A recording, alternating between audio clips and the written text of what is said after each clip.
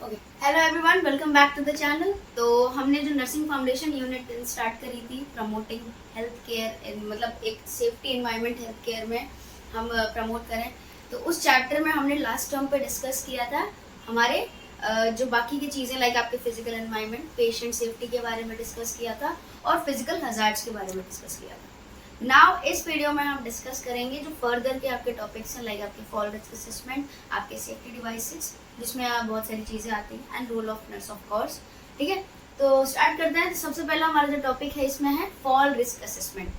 तो fall risk assessment actually एक ऐसा टॉपिक है, या फिर आप कह सकते हैं एक ऐसा मेथड है जिसमें हम मेजर करते हैं पेशेंट की फॉल, आप कह सकते हो हिस्ट्री मेजर करते हैं या उसके पास कितना रिस्क है फॉल का। ठीक है, पेशेंट लाइक किस कंडीशन में है। ऑफ कोर्स जो पेशेंट होते हैं वो इतने केपेबल नहीं होते हैं कि वो खुद का फिजिकल मैनेजमेंट कर पाए। ठीक है, तो वो कहीं ना कहीं फॉल ऑफ रिस्क पे रहते हैं, मतलब रिस्क एक इंक्रीज हो जाता है गिरने का ज़्यादातर। ठीक है, तो उस पर हम बात करते हैं। तो फॉल रिस्क असेसमेंट एक्चुअल में क्या है, एक कह सकते हो हेल्थ केयर प्रोवाइडर है, इसमें जैसे दिया है health have role in maintaining safe environment for all patients who are at risk for fall. मतलब इसका ये है कि जो भी पेशेंट, ठीक है, हमारे पास है, उनके पास एक गिरने का कितना जो रिस्क है वो इंक्रीज है। वो क्यों? क्योंकि पहले से पेशेंट है, वो कह सकते हो आप इमोबिलिटी हो सकती है, कोई इम्पेयरमेंट हो सकता है, कोई फिजिकल डिप्रिविएशन हो सकता है। ठीक है, नहीं कुछ है तो मेडिकेशन इतनी सारी होती हैं जिसमें आपका नॉर्मली अगर हम बात करें मेडिकेशन के अलावा लाइक अगर पेशेंट पे हम कोई प्रोसीजर करें तो एनेस्थीसिया वगैरह देते हैं। ठीक है, तो उसकी वजह से क्या होता है, पेशेंट के को लाइक होता है ना कि आपकी मोबिलिटी में प्रॉब्लम होती है। ठीक है, तो उससे क्या होता है, पेशेंट के गिरने के चांसेस इंक्रीज हो जाते हैं। तो पेशेंट सेफ्टी में ही आपका आता है फॉल रिस्क असेसमेंट। तो हेल्थ केयर प्रोवाइडर्स एचसीपी का रोल है कि हम पेशेंट की सेफ्टी को मेंटेन करें, उनका जो रिस्क फॉर फॉल है, ठीक है, गिरने का जो भी रिस्क है उसको रिड्यूस करें ताकि पेशेंट को फर्दर कोई कॉम्प्लिकेशन ना आए, या आप कह सकते हो फर्दर कोई ऐसा इशू ना क्रिएट हो जिससे पेशेंट को और कुछ फेस करना पड़े, कोई हेल्थ डिप्रिविएशन फेस करना पड़े। ठीक है, तो फॉल रिस्क असेसमेंट एक्चुअल में क्या है, एक असेसमेंट है, एक टूल है जिसमें हम मेजर करते हैं कि पेशेंट कितने रिस्क पर है गिरने के, लाइक आप कह सकते हो फॉल के रिस्क पर कितना है, तो वो हम मेजर करते हैं फॉल रिस्क असेसमेंट के अंदर। ठीक है, फॉल रिस्क असेसमेंट के जो भी फॉर्मेट्स होते हैं, टेबल्स होते हैं, वो अलग अलग आप कह सकते हो हेल्थ आपकी जो भी हॉस्पिटल पॉलिसीज होंगी उसके अकॉर्डिंग अलग अलग स्केल्स आप यूज़ किए जाते हैं। जो मेजरली कॉमनली यूज़ करते हैं वो आपका मॉर्स स्केल है। तो उसमें क्या होता है कि हम मेजर करते हैं पेशेंट का कितना रिस्क है फॉल का। ठीक है, एंड देन उसके हिसाब से हम उनको केयर प्रोवाइड करते हैं। ठीक है, तो बात करते हैं फॉल रिस्क असेसमेंट की। तो फॉल रिस्क असेसमेंट इनमें क्या सबसे पहले बताया गया कि हेल्थ केयर प्रोवाइडर का रोल होता है कि हम पेशेंट की सेफ्टी को मेंटेन करें, उनके फॉल रिस्क को मेजर करें और उनको सेफ एनवायरनमेंट हम क्या करें, प्रोवाइड करें ताकि जो भी उनका रिस्क है उसको हम रिड्यूस कर पाएं।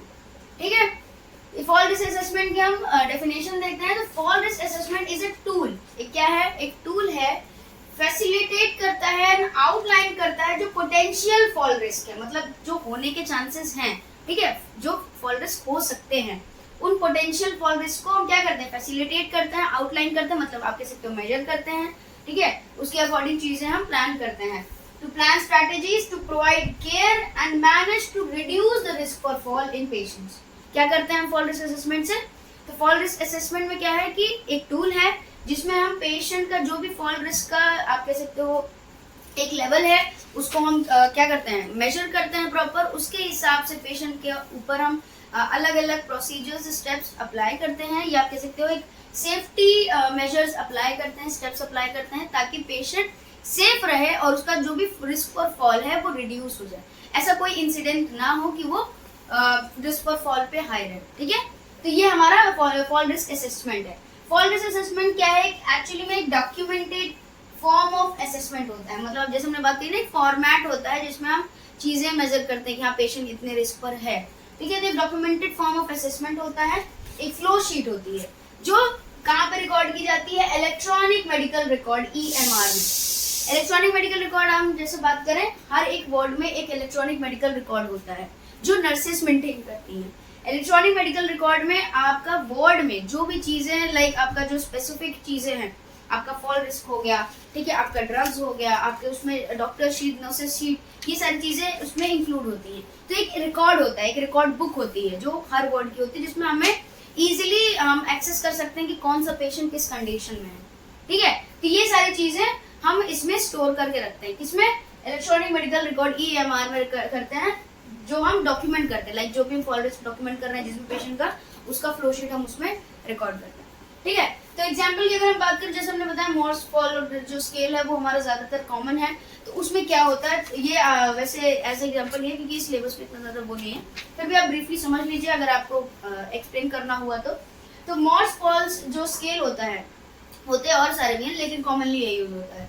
तो मॉर्स फॉल स्केल में क्या होता है कि 6 फैक्टर पर हम चीजों को मेजर करते हैं फॉल रिस्क के, ठीक है। जो 6 फैक्टर होते हैं वो क्या क्या होता है, सबसे पहले आपका हिस्ट्री ऑफ फॉल, मतलब पहला फैक्टर में ये बताया जाता है कि पेशेंट कितनी बार पहले गिर चुका है, या पेशेंट का ऐसा कौन कौन सा इंसिडेंट हुआ है जिसमें पेशेंट गिर गया है, उसको कोई मींस चोट लगा गई है या कोई इंजरी है, कोई हार्म हुआ है, ठीक है।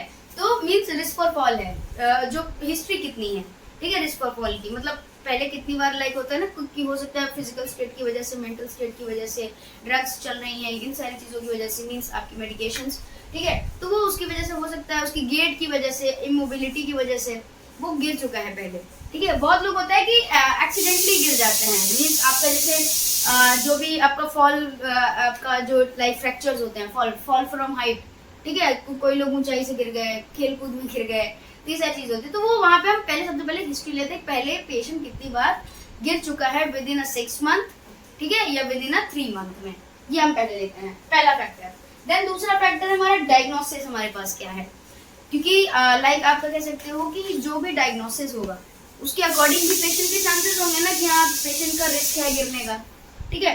तो डायग्नोसिस जैसे लाइक अगर पेशेंट लाइक आपका कह सकते हो मेंटली इल है, पेशेंट को कोई फ्रैक्चर है, ऑफ कोर्स उसको सपोर्ट की जरूरत है, ठीक है। पेशेंट का मोबिलिटी में कोई प्रॉब्लम है, गेट में प्रॉब्लम है, ठीक है, फिर पेशेंट को कोई सर्जरी हुई है, आपका कह सकते हो ना पेशेंट इनकेपेबल होता है, प्रेग्नेंट वुमेन्स हैं, आपका like at a time of labour जो आपकी फीमेल्स होती हैं वो बहुत बेयरली मूव कर पाती हैं, ठीक है, तो ये सारी चीजें होती हैं।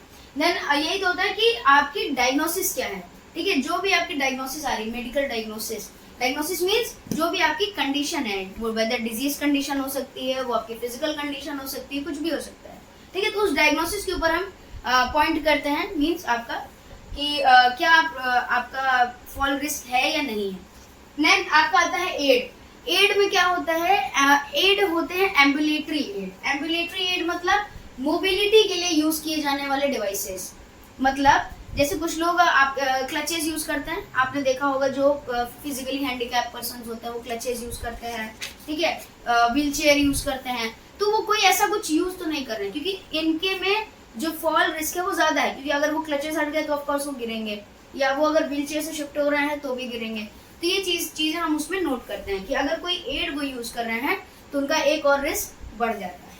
देन नेक्स्ट आता है कोई थेरेपी यूज हो रही है उनके ऊपर, कोई किसी भी टाइप की थेरेपी चल रही है, लाइक बहुत लोग होता है कि थेरेपीज चलती रहती हैं, ठीक है, तो उसकी वजह से उनका जो फॉल रिस्क है वो बढ़ जाता है। नेक्स्ट इज गेट, उनकी गेट मीन्स उनका जो चलने का ढंग है वो कैसा है। बहुत लोगों का आप कह सकते हो नॉर्मली स्ट्रेट नहीं होता, आप लोगों ने देखा होगा 2 पॉइंट गेट होता है, 3 पॉइंट गेट होता है, ठीक है, पर्सन्स के अलग अलग गेट होते हैं, वो उनके फिजिकल इम्पेयरमेंट या हैंडीकैप डिसेबिलिटी की वजह से हो सकता है, ठीक है, कुछ लोगों का कंजेनाइटल होता है। तो गेट कैसा है, तो गेट की वजह से भी इंसान कभी कभी गिर जाता है, नॉर्मली पर्सन चलते चलते लड़खड़ा गिर जाता है, ठीक है। तो गेट जो पर्सन होते हैं उनका हम मेजर करेंगे क्योंकि उनका भी एक पॉइंट फिर इंक्रीज हो जाता है रिस्क फॉर में। देन नेक्स्ट आता है आपका मेंटल स्टेटस, जो कि लास्ट होता है, उस पर मेजर करते हैं मेंटल स्टेटस कैसा है पर्सन का। मेंटल स्टेशन में सबसे पहले हम देखते हैं पेशेंट कितना कॉन्शियस है। अगर पेशेंट कॉन्शियस नहीं है, ठीक है, लाइक वो अवेयर ही नहीं है, वो अनकॉन्शियस है या सेमी कॉन्शियस, ऑफ कोर्स वो इतना केपेबल नहीं होगा कि वो आपका मोबिलिटी वो कर पाए एंड या फिर वो सेफली मूव कर पाए इधर से उधर, ठीक है। देन आपका नेक्स्ट आता है कि उसका मेंटल स्टेटस लाइक नॉर्मली कैसा है। अगर लाइक उसका मेंटल स्टेशन इतना अच्छा नहीं है, लाइक कोई इम्पेयरमेंट है, कोई न्यूरोलॉजिकल इम्पेयरमेंट है, मेंटली इल है, तो भी वो कहीं ना कहीं अफेक्ट करता है और फॉल रिस्क को इंक्रीज करता है, ठीक है। तो हमारे पास इस स्केल में 6 फैक्टर्स होते हैं जिसके बेसिस पर हम पॉइंट्स देते हैं, ठीक है।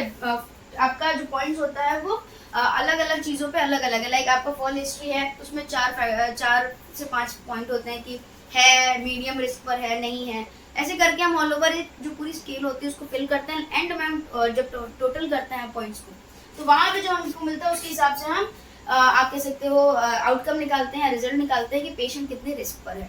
तो उसमें सबसे पहले जो आपको वैल्यू आता है, अगर वो बिलो 25 है, जो वैल्यू आ रही है आपके पास वो बिलो 25 आ रही है, तो पेशेंट लो रिस्क पर है, मतलब ठीक है, पेशेंट को फॉल ऑफ रिस्क बहुत लो है एंड हम उनको केयर एंड सपोर्ट प्रोवाइड करते हैं।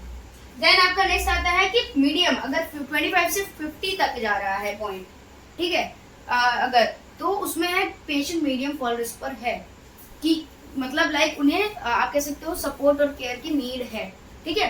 देन नेक्स्ट इज 51 से अगर ऊपर जा रहा है तो बहुत ज्यादा हाई रिस्क पर है कि वो गिरने के चांसेस उनके ज्यादा हैं, ठीक है, वो रिस्क पर फॉल ज्यादा है उनका, तो वहां पे भी स्पेशल केयर एंड स्पेशल आप कह सकते हो सपोर्ट उनको प्रोवाइड करने की जरूरत पड़ती है, ठीक है। This is for our fall risk assessment. Next हम बात करते हैं ऐसे कौन कौन से फैक्टर्स हैं जिसकी वजह से फॉल जो आप कह सकते हो रिस्क है, ठीक है, वो इंक्रीज हो जाता है, या कौन कौन से फैक्टर जिसमें फॉल रिस्क हमको मेजर करना ही करना है, ठीक है।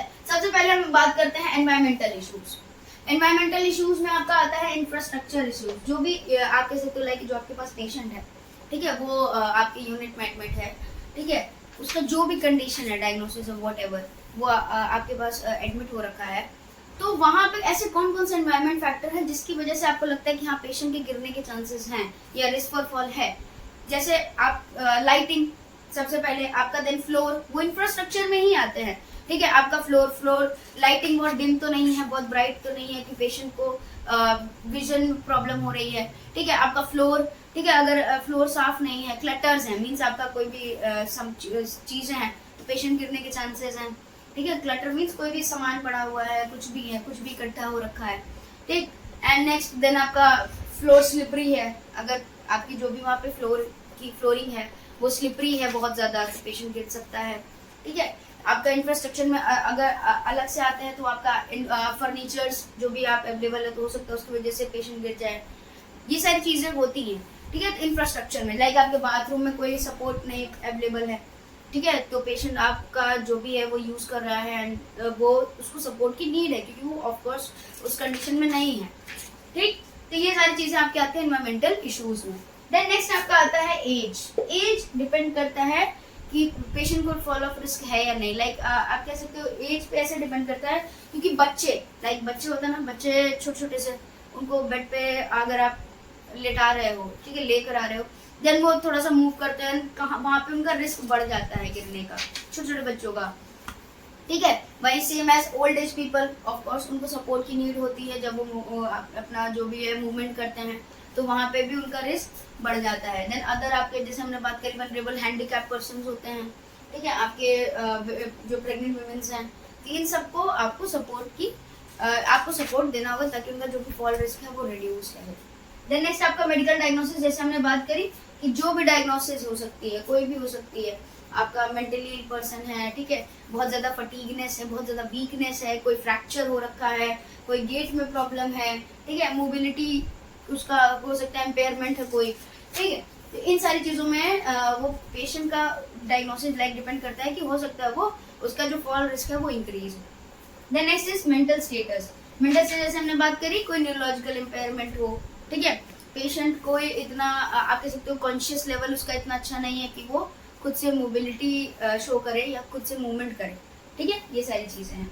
Then next is fall history of fall, जैसे हमने बात करी पेशेंट पहले कितना गिर, लाइक होता है कुछ लोग होते हैं कि हाँ बहुत बार गिर चुके हैं बेड से, ये हमने ऐसा सुना होगा, आपने भी सुना होगा कॉमनली कि पेशेंट बहुत बार बेड से गिर चुके हैं, पेशेंट बहुत बार अपने व्हील चेयर से गिर चुके हैं, पेशेंट बहुत बार सीढ़ियों से गिर चुके हैं, क्योंकि हो सकता है वो कहीं ना कहीं कोई प्रॉब्लम आ रही हो मूवमेंट में, ठीक है, तो हो सकता है उनका जो रिस्क फॉर फॉल का जो हिस्ट्री है, मीन जो फॉल हिस्ट्री है वो इंक्रीज हो, तो वहाँ पे भी फॉल ऑफ रिस्क बढ़ जाता है।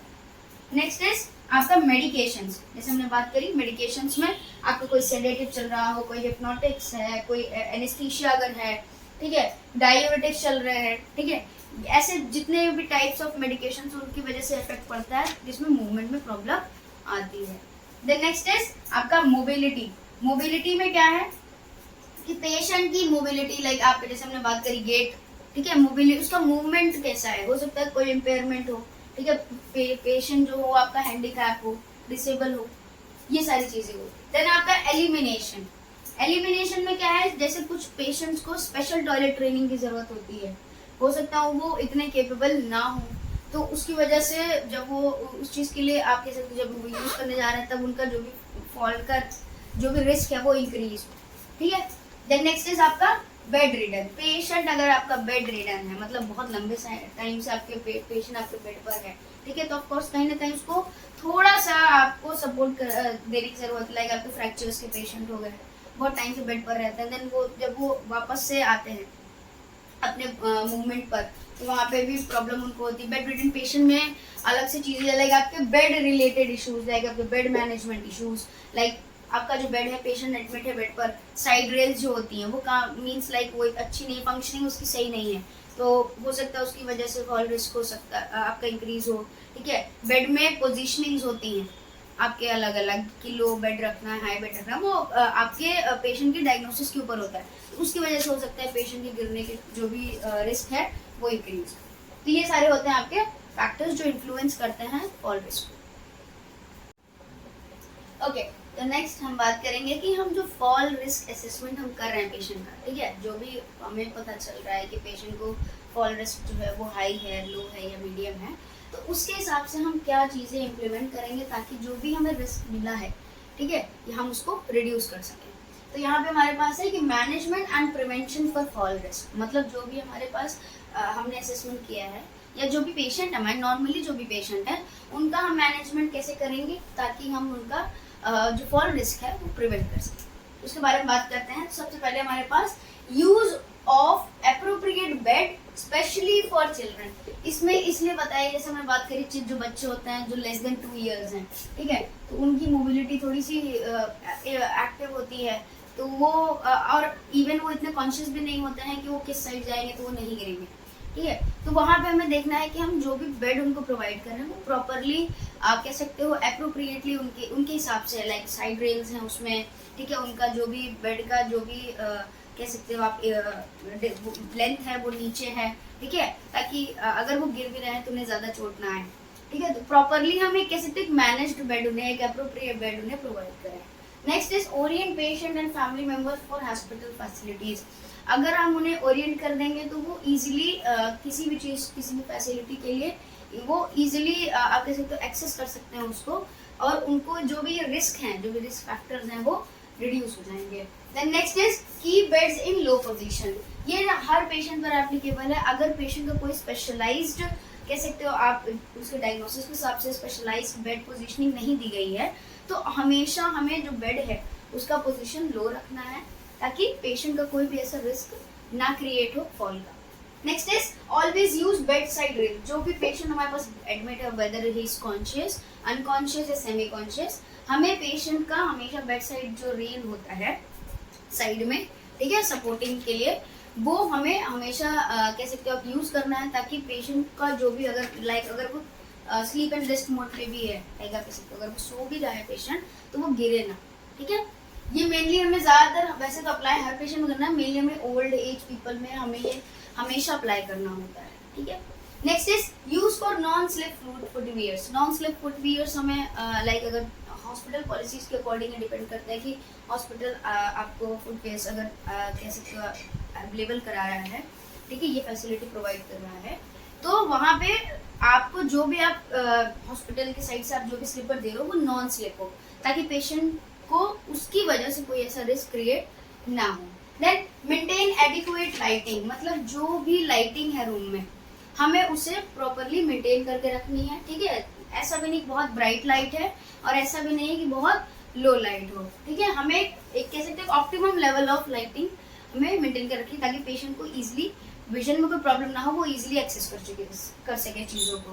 की फ्लोर क्लटर फ्री, फ्लोर को क्लटर फ्री इसलिए बोला जा रहा है क्योंकि अगर क्लटर्स होंगे, लाइक अगर कोई भी कुछ भी अगर लाइक पड़ा होगा, पेशेंट मूव कर रहा है तो कहीं ना कहीं रिस्क इंक्रीज कर देता है फॉल का, ठीक है, इसलिए हमें फ्लोर को क्लीन रखना है, क्लटर फ्री रखना है, ठीक है। Use safe mode of ambulation, ambulation means आपका मूवमेंट, ठीक है। तो आप जब भी लाइक आप पेशेंट को मूव कर रहे हो, फॉर एन एग्जांपल आप बेड से पेशेंट को व्हील चेयर पे कर रहे हो या स्ट्रेचर पे कर रहे हो, ठीक है, या फिर आप स्ट्रेचर से व्हील चेयर पे कर रहे हो या बेड पे कर रहे हो, जो भी आप लाइक मूवमेंट कर रहे हो पेशेंट या पेशेंट कर रहा है, तो वहाँ पे एक सेफ मोड यूज करिए ताकि पेशेंट के गिरने के चांसेस ना हो, ठीक है, वो रिड्यूस रखिए। तो आप safe mode of ambulation like आप प्रॉपरली कह सकते हो ना, एक स्टेप प्रोसीजर रखिए, आप अपने में कोऑर्डिनेशन रखिए, ठीक है, प्रॉपरली आप चीजों को मेंटेन करिए, ये सारी चीजें हैं। देन नेक्स्ट आपका आता है प्लेस नेसेसरी आइटम इन पेशेंट्स रीच। अब लाइक होता है ना, कुछ चीजें पेशेंट के लिए नेसेसरी होती है, लाइक उसका फूड, उसका वाटर, आपका अदर जो भी उसका मेडिकेशन, तो अगर आप दूर रखोगे तो पेशेंट को ज्यादा मूवमेंट करना पड़ेगा, ज्यादा मूवमेंट करेगा तो रिस्क इंक्रीज होगा, इसीलिए हमें उसके रीच में चीजें रखनी है ताकि पेशेंट को ज्यादा मूवमेंट ना करना पड़े और जो रिस्क है वो रिड्यूस हो। Then next is use well maintain equipments. Well maintain equipments का मतलब ये लाइक जो भी आप चीजें यूज कर रहे हो, लाइक आपके बेड्स, आपका साइड बेड लॉकर, ठीक है, बेड साइड लॉकर, आपके स्टूल हो गए, आपके आईवी स्टैंड्स हो गए, ये सारी चीजें एक वेल मेंटेन इक्विपमेंट्स होने चाहिए। क्यों? क्योंकि अगर इनमें कोई प्रॉब्लम होगी, लाइक हम जैसे ना माल फंक्शनिंग है, ठीक है, उनकी फंक्शनिंग सही नहीं है, उन पर कोई इम्पेयरमेंट है, ठीक है, वो सही से काम नहीं कर रहा है, बेड अगर सही से काम नहीं कर रहा, उसका ब्रेक खराब है, ठीक है, उसका स्टूल का जो भी आपके से तो व्हील है वो खराब है, बेड साइड लॉकर के अगर लाइक आपके तो डोर्स उसके खराब हैं, तो कहीं ना कहीं पेशेंट का जो भी रिस्क है वो इंक्रीज कर रहा है। क्यों? हो सकता है पेशेंट को उससे हार्म हो। तो ये सारी चीजें आपको देखना है कि जो भी आप इक्विपमेंट उनको प्रोवाइड कर रहे हो वो वेल फंक्शनिंग मोड पर है। Then provide support and care to patient. Of course जो भी पेशेंट लाइक नीड है, जिनकी डायग्नोसिस ऐसी है या जो कह सकते हो इनकेपेबल है या हो सकता है उनकी फंक्शनिंग सही नहीं है अभी मोबिलिटी की, तो उनको प्लीज आप special support and care provide करिए। एजुकेट फैमिली एंड पेशेंट, उसी के हिसाब से आप उनके फैमिलीज को, पेशेंट को आप एजुकेट करिए कि हाँ उनको सपोर्ट की नीड है, प्लीज उनको होल्ड करके रखिए, उनकी मोबिलिटी में उनकी हेल्प करिए, ठीक है, उनसे ज़्यादा मोबिलिटी या मूवमेंट आप मत एक्सपेक्ट करिए, आप मत करने दीजिए उनको, ये सारी चीज़ें आप उनको एजुकेट करोगे कि उनका, क्योंकि रिस्क इंक्रीज हो जाता है अगर वो मोबिलिटी करते हैं। Then next is use standard safety measures. Standard safety measures जो भी होते हैं लाइक उसकी वजह से क्या होता है, आपका जो भी फॉल रिस्क है वो कम हो जाएगा। जो स्टैंडर्डाइज्ड सेफ्टी मेजर्स होते हैं, लाइक अगर पेशेंट को हम शिफ्ट कर रहे हैं व्हील चेयर पर या फिर हम यूज ऑफ व्हील चेयर है, तो यूज ऑफ व्हील चेयर भी स्टैंडर्ड मेजर्स पर करिए, यूज ऑफ स्ट्रेचर भी स्टैंडर्ड मेजर्स पर करिए, ठीक है। आपका जो भी मोबिलिटी है लाइक वार्ड या यूनिट के अंदर आप पेशेंट को शिफ्ट कर रहे हो फॉर आप कह सकते हो डायग्नोस्टिक पर्पस, ठीक है, स्क्रीनिंग पर्पस जो भी है, तो ये वहाँ पे आप एक standard way of method use करिए। Then next is use primary assessment for fall risk and record investment. सबसे पहले क्या है, प्राइमरी असेसमेंट हमें करना है, जैसे हमने बात करी थी फ्लोशीट की, मॉर्स फॉल स्केल की, तो वहाँ पे हम एक असेसमेंट करना, हमें हर पेशेंट पर करना होता है ये, वेदर इज ओल्ड चाइल्ड या फिर कोई भी पेशेंट है, हमें ये करना होता है और फिर हमें उसे कहाँ पे रिकॉर्ड करना होता है, EMR में। वो बहुत मेजर है ताकि हम चीज़ों को पहले से ही लाइक अगर फॉल रिस्क है तो हम उसे क्या कर सकें, हम उसे कैप्चर कर सकें और उस चीज़ों को इम्प्लीमेंट करें, हम कोई अपना जो भी स्ट्रैटेजीज हैं, जो मेजर्स हैं वो इम्प्लीमेंट करें ताकि जो भी रिस्क है वो रिड्यूस हो सके। ओके ओके, तो नेक्स्ट हम बात करेंगे हमारे सेफ्टी डिवाइसेस के ऊपर। लाइक अगर हम पेशेंट को सेफ्टी प्रोवाइड कर रहे हैं तो कुछ यूज़ करते होंगे, तो वहाँ पे हम यूज़ करते हैं आपके सेफ्टी डिवाइसेस कि हम पेशेंट की सेफ्टी को मेंटेन करके रखें। तो सेफ्टी डिवाइसेस में बहुत सारी चीज़ें आती हैं, तो उसमें सबसे पहले आपका आता है जो मेजरली यूज़ होता है रेस्ट्रेन, ठीक है। तो हम रेस्ट्रेन के ऊपर बात करेंगे। रेस्ट्रेन एक्चुअल में एक आप कह सकते हैं कि ऐसा डिवाइस होता है, टूल होता है या मैकेनिकल मेथड होता है जिसमें हम पेशेंट की मोबिलिटी को क्या कर सकते हैं, लिमिट कर सकते हैं, ठीक है। मतलब पेशेंट के मूवमेंट को हम लिमिट करते हैं ताकि हम जो भी पर्पस है हमारा, हम उसको मीन्स इम्प्लीमेंट, लाइक हमें प्रोसीजर इम्प्लीमेंट करना है, प्रोसीजर इम्प्लीमेंट कर सकते हैं, मेडिकेशन करना है, मेडिकेशन कर सकते हैं, कोई डायग्नोस्टिक्स है, डायग्नोस्टिक पर्पस मीन्स स्क्रीनिंग अगर कोई है फंक्शन तो हम वो कर सकते हैं। ये सारी चीज़ें हम यूज़ करते हैं वाइल यूजिंग रेस्ट्रेन। तो रेस्ट्रेन के ऊपर हम बात करें तो restraint are any manual, physical और मैकेनिकल डिवाइस। मतलब कोई भी मैनुअल डिवाइस हो सकती है जो हम हैंड यूज़ कर सकते हैं, कोई फिजिकल डिवाइस है जो हम फिजिकली उसके ऊपर इम्प्लीमेंट कर रहे हैं, या फिर कोई ऐसा मैकेनिकल डिवाइस है मीन्स कोई आप कह सकते हो जो आपके अदर डिवाइसेस में है, जिसमें आपका मटेरियल भी हो सकता है या कोई इक्विपमेंट भी हो सकता है, जो यूज किया जाता है इमोबिलाइज और reduce the ability of patient to move his her arm, legs और बॉडी फ्री। समझ में आया? लाइक रेस्ट्रेन क्या है कि हम एक ऐसा मैनुअल, फिजिकल या मैकेनिकल डिवाइस यूज कर रहे हैं जिसमें हम किसी भी टाइप का डिवाइस हो सकता है, मटेरियल हो सकता है या फिर इक्विपमेंट हो सकता है, या फिर आप कह सकते हो कोई सब्सटेंस हो सकता है, जिसमें हम पेशेंट की जो एबिलिटी ऑफ मूवमेंट है, जिसमें हम पेशेंट मूवमेंट कर रहा है उसको या तो हम इमोबिलाइज कर रहे हैं या फिर मूवमेंट को रिड्यूस कर रहे हैं, ताकि वो अपने आर्म्स, लेग्स या बॉडी को फ्रीली मूव ना कर पाए। ठीक है, ये होते हैं हमारे रेस्ट्रेंट। अब रेस्ट्रेंट के यूजेस क्या क्या हैं? लाइक हम यूज कर सकते हैं उनको डायग्नोस्टिक पर्पस पर। लाइक अगर आप एग्जांपल की बात करो, सीटी स्कैन वगैरह के लिए अगर आप जाते हो तो आपकी बॉडी को पूरा इमोबिलाइज किया जाता है, प्रॉपरली पोजीशनिंग देके आपके यहाँ पे प्रॉपरली जो डिवाइसेस होते हैं, फोल्डिंग हेड, फोल्डिंग डिवाइसेस आपके यूज किए जाते हैं, हैंड डिवाइसेस यूज किए जाते हैं, तो वो सारे टाइप्स ऑफ रेस्ट्रेन हैं।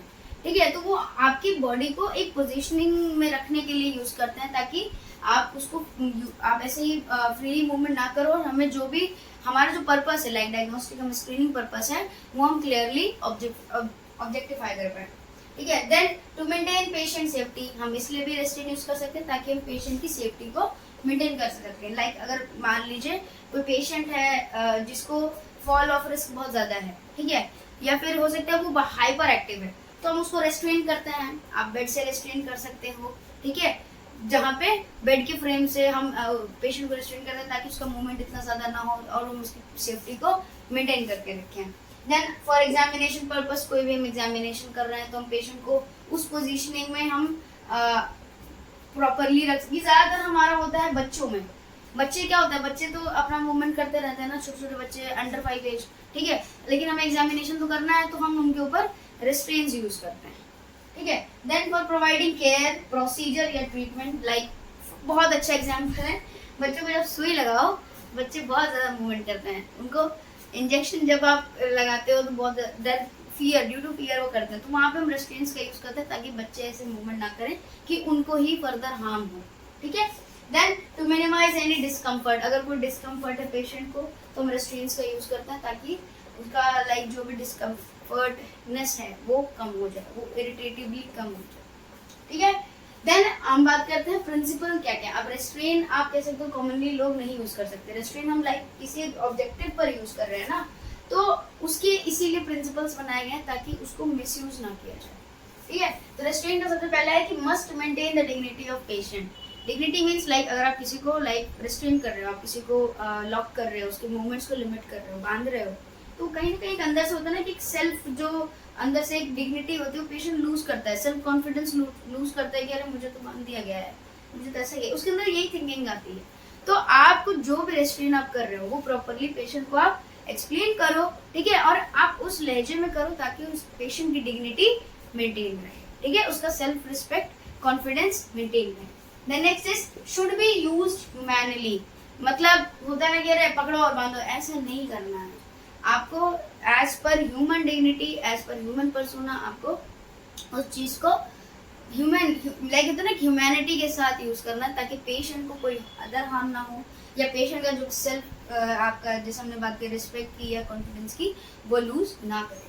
Then next is ensure patient safety. अब लाइक अगर आप जैसे एक बच्चा है, आप रेस्ट्रेन कर रहे हो, ठीक है, एंड वहाँ पे बहुत ज़्यादा मूवमेंट्स हो रहे हैं, बच्चे ऑफकोर्स करते हैं, तो आप रेस्ट्रेन करते वक्त उनको कोई हार्म ना करें, कोई इंजरी उनको ना पहुँचाएं, ठीक है, उनका सेफ्टी आप ध्यान में रखें। Should be use only as per need, ठीक है, रेस्ट्रेन क्या है, हमेशा नीड है अगर तो ही यूज करें, उसको एवं यूज ना करें, ऐसा कि नहीं अरे ज़्यादा मस्ती हो रही है, ज़्यादा परेशान कर रहा है, उसको रेस्ट्रेन कर दिया, ऐसा नहीं करना है, अगर नीड है तभी करना है। ठीक है, next is should be properly documented.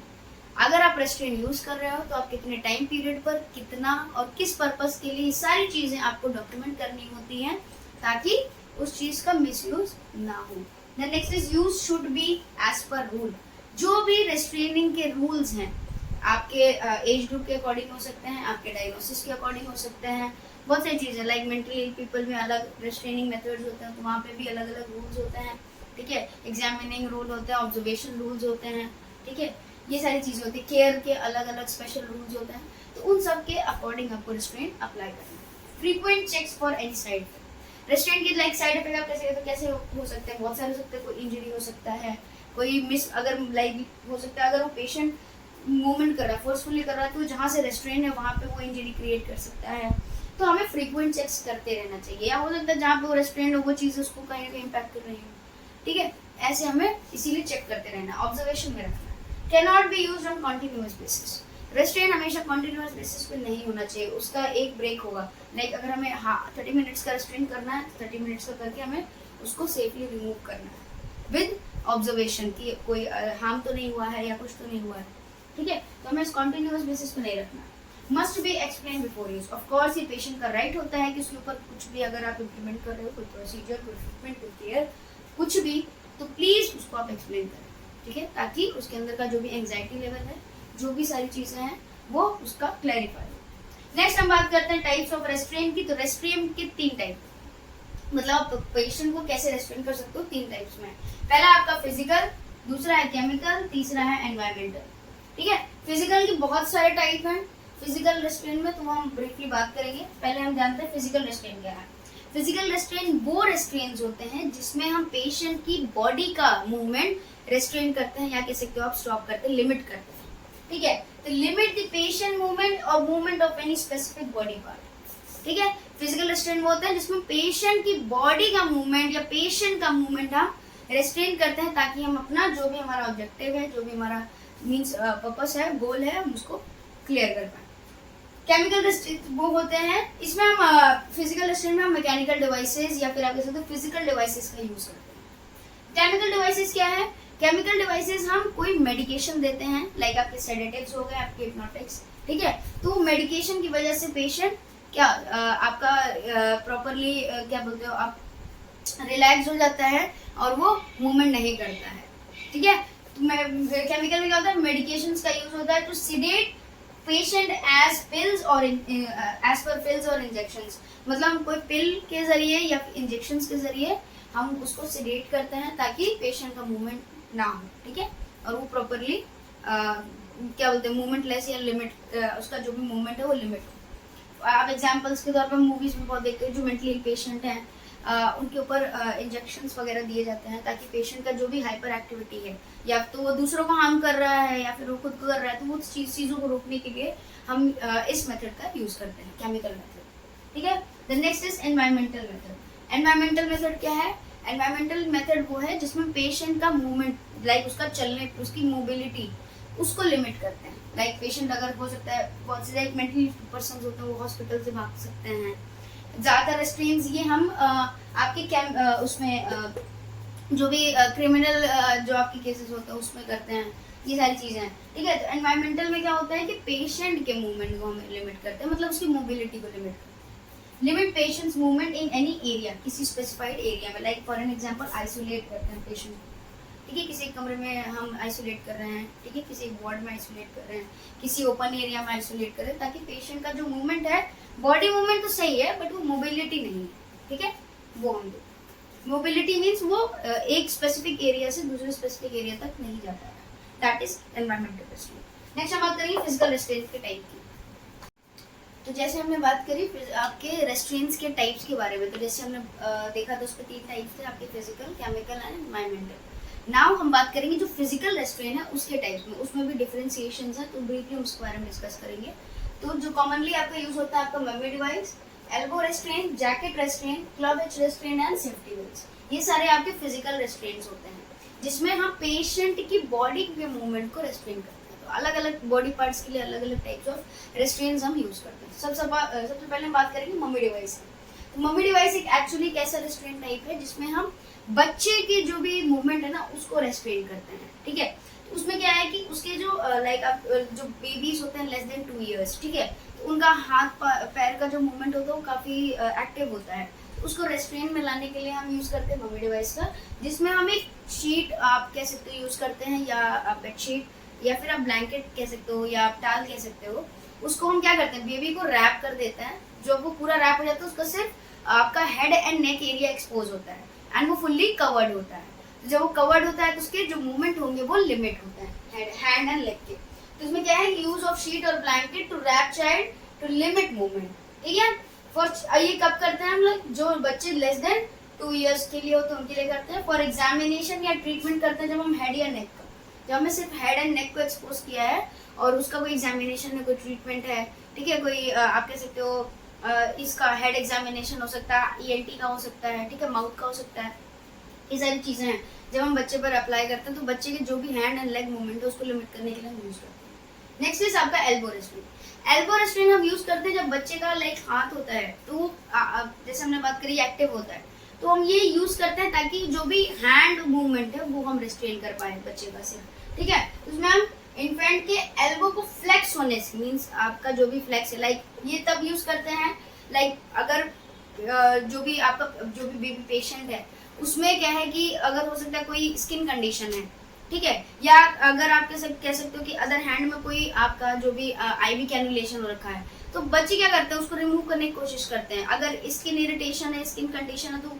Etching करते हैं, ठीक है, तो उसकी वजह से खुद को हार्म करते हैं ना, तो वो क्या करते हैं, अगर खुद को हार्म कर रहे हैं तो इसीलिए हम क्या बोल रहे हैं, उनको रेस्ट्रेन कर रहे हैं, एल्बो रेस्ट्रेन, ताकि वो उस चीज को ना करें।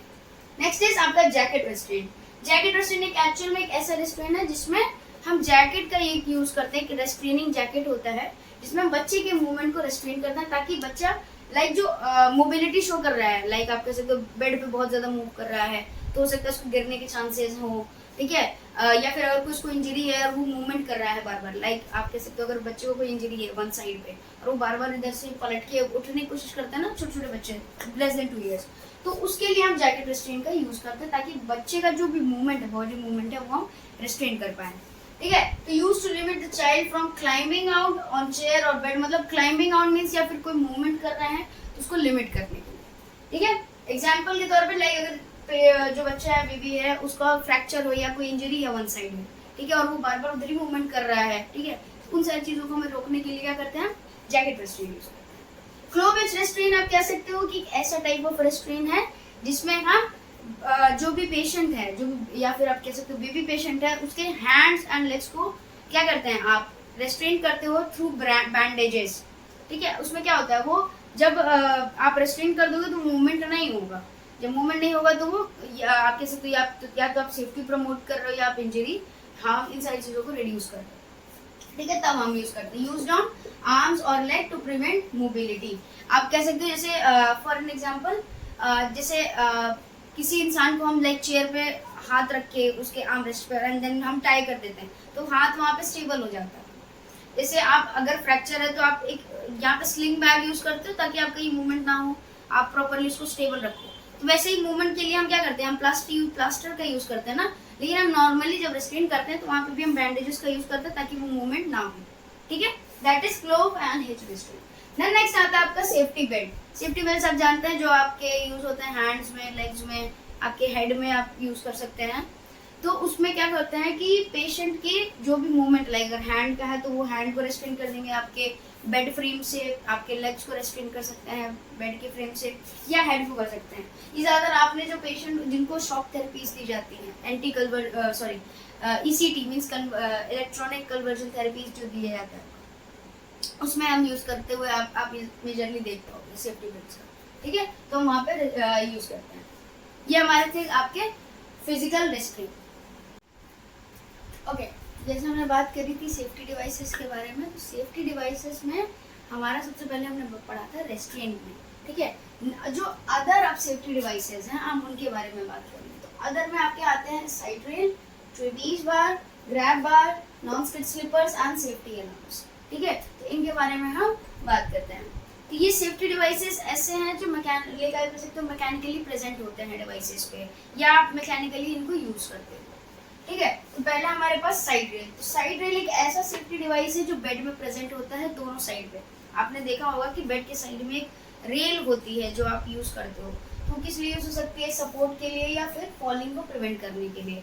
लाइक पेशेंट जो बेड पर हैं उनका हो सकता है रिस्क है गिरने का, तो उसको अगर हम अपलिफ्ट करेंगे तो पेशेंट गिरेगा नहीं, ठीक है। लाइक अगर आपका जो बेड है उसमें अगर हम साइड रेल्स लगा देंगे तो पेशेंट यहाँ पे जो भी प्रेजेंट है वो गिरेगा नहीं, ठीक है। ये सारी चीजें हैं। तो साइड रेल्स क्या है कि बेड के साइड में रेल्स होती हैं जो आपके सपोर्ट के लिए हो सकता है, वो सपोर्ट एज अ सपोर्ट भी काम करती है, एंड आपका जो रिस्क फॉर फॉल है उसको प्रिवेंट करने के लिए। Majorly use with old people, children and patient with older level of consciousness, मतलब old age of course, then children जैसे हाई एक्टिविटी उनकी हाई होती है, एंड जो patient altered level of consciousness में है या हैंडीकैप है उनके लिए। नेक्स्ट है आपके पास ट्रेपीज बार। ट्रेपीज बार क्या है, एक बार देखे होंगे जो ऐसे ट्रायंगुलर बार होता है बेड के ऊपर, वो आपको मीन्स होल्ड करने के लिए होता है। इसका एक बहुत अच्छा एग्जांपल है, जैसे आपने देखा होगा कि माउंटेन्स में आप एक स्पेसिफाइड एरिया से नेक्स्ट स्पेसिफाइड एरिया को ऐसे होल्ड करके आप जो मूव करते हो, ठीक है, वो होता है आपका ट्रेपीज बार। तो ट्रेपीज बार में क्या होता है कि पर्सन जो भी पेशेंट है वो उसको होल्ड करता है ताकि वो अपलिफ्ट हो सके, ठीक है, खुद को उठा सके, या फिर कह सकते हो मूवमेंट कर सकते, ठीक है, ये सारी चीज़ों के लिए आप ट्रेपीज बार यूज कर सकते हो। ये उन पेशेंट्स में होता है जिनका आप कह सकते हो मोबिलिटी, जो उनका लेग मूवमेंट है उसकी वजह से मोबिलिटी पॉसिबल नहीं है, हो सकता है कोई फ्रैक्चर हो सकता है कोई स्पाइनल डिफॉर्मिटी हो कि वो मूवमेंट नहीं कर पा रहे, तो अपनी बॉडी के टॉर्सो का जो वेट है, ठीक है, उसको उठाने के लिए वो ट्रेपीज बार का यूज कर रहे हैं, मतलब वो प्रेशर नहीं दे सकते हैं अपने पैर या फिर आर्म्स, ठीक है, ज्यादा। तो आप पेशेंट ट्रांसफर डिवाइसेस इनको इसलिए बोलते हैं क्योंकि वो इजीली होता है मूवमेंट, वन प्लेस से दूसरी प्लेस पर आप इजीली ट्रांसफर कर सकते हो विदाउट लोअर पार्ट मूवमेंट, ठीक है। Use to help patient to change position और मूव, ठीक है। डिजाइन ओवर आवर बेड, ज्यादातर हम बेड के ऊपर ही इसको देखते हैं। फॉर ओल्ड हैंडीकैप पीपल्स, ठीक है, ज्यादातर हम ये ओल्ड पीपल में हैंडीकैप पर्सन जो होते हैं लाइक जो हैंडीकैप्ड है थ्रू देयर लेग्स, तो उनके लिए हम यूज करते हैं। Helpful in shifting body weight of the patient, ठीक है, बॉडी वेट का शिफ्ट करने के लिए हेल्पफुल होता है। नेक्स्ट इज आपके ग्रैब बार्स।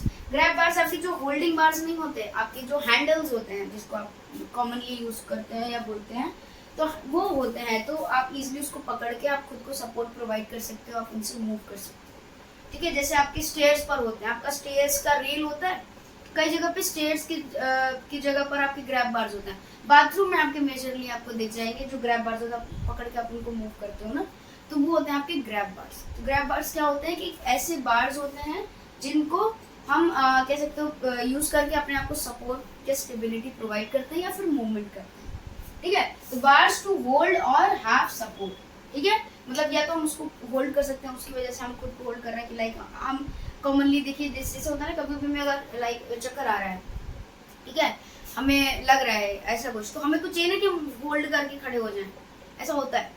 तो उसमें यही है कि ग्रैब बार्स क्या है, आपको सपोर्ट करें। अगर आप बहुत फटीग हैं, बहुत वीक, आप नहीं चल पा रहे, मोबिलिटी पॉसिबल नहीं है, तो आप उसको होल्ड कर सकते हो, एंड अगर मोबिलिटी के लिए तो आप उसको होल्ड करके आप अपनी मोबिलिटी शो कर सकते हो। Use to climb, move, sit और स्टैंड मेजरली, यही होता है कि आपको चढ़ने में मदद कर सकता है, आपको बैठने में हो सकता है मदद करे, ठीक है, आपको उठने में मदद कर सकता है, ठीक है, या फिर आपको खड़े रहने के लिए मदद। Majorly use on stairs, washroom या वेटिंग एरियाज में आपका ज्यादातर ये यूज होता है। ग्रैब बार्स दो टाइप के होते हैं, जो का वर्टिकल होता है, हॉरिजॉन्टल। वर्टिकल मतलब जो ऐसे होते हैं, जो ऐसे लगे होते हैं, एंड हॉरिजॉन्टल जो ऐसे लगे होते हैं आपने हॉस्पिटल में, तो आप इसको ऐसे होल्ड करते हो और इसको ऐसे होल्ड करते हो, ठीक है, ये होता है। देन नेक्स्ट आपका हम बात करते हैं non skid slippers. Non skid slippers वो स्लीपर्स होते हैं जो स्लिप नहीं करते, मीन्स जिसमें फ्रिक्शन ज्यादा हो, ठीक है, वो आपका अलग मटेरियल से बनता है, हो सकता है उसमें कुछ आपके जो भी हैवी मटेरियल्स यूज होते हैं, लाइक आपके सीमेंट वगैरह यूज होते हैं, ये सारी चीजें होती हैं, तब वो स्लिप नहीं करते, ठीक है। नॉन स्लिप उसमें फ्रिक्शन इंक्रीज रहता है, मेड ऑफ ग्रासेस होते हैं, ठीक है, आर्टिफिशियल ग्रासेस के बने होते हैं, तो इनको हम एंटी फॉल स्लीपर्स भी कहते हैं। अच्छा, नॉन स्किड सॉक्स भी अवेलेबल हैं, ठीक है, पेशेंट्स के लिए। तो एंटी फॉल स्लीपर्स होते हैं, have firm grip and avoid tripping. Tripping means slipping, या कह सकते हो आपका लड़खड़ा जाना, ये सारी चीजें अवॉइड करते हैं, ठीक है। आइडियल फॉर वेट सर्फेसेस, ज्यादातर जो वेट एंड स्लिपरी सर्फेसेस हैं उसमें ये काम आता है। नेक्स्ट आपका आता है majorly safety alarm. Safety alarms आप क्या अलार्म्स होते हैं, लाइक आपके फोन में भी इमरजेंसी आपके अलार्म्स हैं, जो आप इमरजेंसी कॉल्स में आवाज आती है ना बिंग बिंग करके, वो आपका ब्रीज साउंड जो आता है, ठीक है, वो तो आपके वो सेफ्टी अलार्म्स ऐसे अलार्म्स होते हैं जिसमें पेशेंट यूज करता है ताकि वो नर्सेस को कॉल कर सके, कम्युनिकेट कर सके, या फिर खुद को सेफ रखे, या उसको कोई प्रॉब्लम है तो वो अपने आप को एक्सप्रेस कर सके थ्रू सेफ्टी अलार्म्स। ठीक है। सेफ्टी अलार्म क्या है? सेंसर्ड अलार्म्स होते हैं जो कि यूज होते हैं सिक्योरिटी के लिए, ठीक है, आपके सेफ पर्पस के लिए, जो कि आपका इसमें टाइप्स दिया हुआ है, 4 टाइप्स के होते हैं। Wireless infrared alarms, wireless infrared alarms वो होते हैं जिसमें बीम नहीं जाती है। आपने कभी देखा होगा वो जो प्रेजेंटेशन में यूज होते हैं, आपकी बीम लाइट, रेड लाइट वाली, तो वो होते हैं। तो उसमें क्या होता है, पेशेंट वो रिफ्लेक्ट करता है, देन जो भी आपके सराउंडिंग होते हैं वो लाइक ये पेशेंट जो बोल नहीं सकते हैं, या कह सकते हो अगर उनके सराउंडिंग में ऐसे कोई पर्सन हो जो शायद सुन नहीं सकता है, ठीक है, देख सकता है लेकिन, तो ये वहां पे यूज होते हैं ऐसे अलार्म्स। देन आपके सेंसिटिव प्रेशर अलार्म्स होते हैं, जो कह सकते हो ये वो अलार्म्स होते हैं जिसमें लाइक पेशेंट का जो फॉल है, जिस पर फॉल है, अगर ऐसा कुछ है तो वहां पे एक प्रेशर क्रिएट होता है ना, लाइक अगर एग्जांपल तौर पे आप पेशेंट अगर गिरने वाला है, ठीक है, तो वहां पे एक प्रेशर क्रिएट हो रहा है कि गिरने वाला है पेशेंट, देन वो अलार्म कैप्चर करके उस चीज को, जो भी डिवाइस है उसको क्या फैसिलिटेट करते हैं ताकि पेशेंट को जो भी रिस्क और फॉल है वो रिड्यूस कर सके या प्रिवेंट कर सके, ठीक है। तो प्रेशर बेस्ड अलार्म होते हैं। देन सीट बेल्ट अलार्म आप जानते हो, अगर आपने सीट बेल्ट नहीं लगाई है तो मीन्स कॉमनली सीट बेल्ट आपका जो भी होता है आपको लगाना चाहिए। लाइक ये ज्यादातर जो अलार्म होते हैं ये होते हैं आपके व्हील चेयर में, ठीक है, सीट बेल्ट अलार्म्स। तो जो पेशेंट जो व्हील चेयर यूज कर रहे हैं, ठीक है, अगर उन्होंने बेल्ट नहीं लगाई तो वहाँ पे एक अलार्म होता है जो टिक होता है, जिसमें उनको मीन्स एक कह सकते हो एक अवेयरनेस मिलती है कि उन्हें वो अलार्म से कि उन्हें वो सीट बेल्ट लगाना है, ठीक है, that is. Then patient worn alarm जो होता है, वॉर्न मीन्स पहना हुआ, तो पेशेंट लाइक आपके वॉचेस होते हैं तो उसमें अगर कोई प्रॉब्लम है तो वो जस्ट टैप करेंगे, वो आपको अलार्म करेगा कि आपको पेशेंट से कम्युनिकेट करना है या पेशेंट को, वो पेशेंट खुद भी एज अ वॉच यूज कर सकते हैं, एज कोई डिवाइस यूज कर सकते हैं, वो ऐसे अलार्म्स। तो ज्यादातर अलार्म्स आपके बैटरी ऑपरेटेड, तो यही है ऑल ओवर आपके सेफ्टी डिवाइसेस। 2 टाइप्स के, एक रेस्ट्रेंट एक अदर। तो रेस्ट्रेंट में हमने बात करी थी आपके 3 टाइप्स की, physical, chemical and environmental. Physical में भी आपके टाइप्स थे, एंड देन अदर में आपके side rails, trapeze bars, grab bars, non fit slippers and safety alarms, या फिर आप इनको इनका एक अदर नेम है एम्बू अलार्म्स, ठीक है,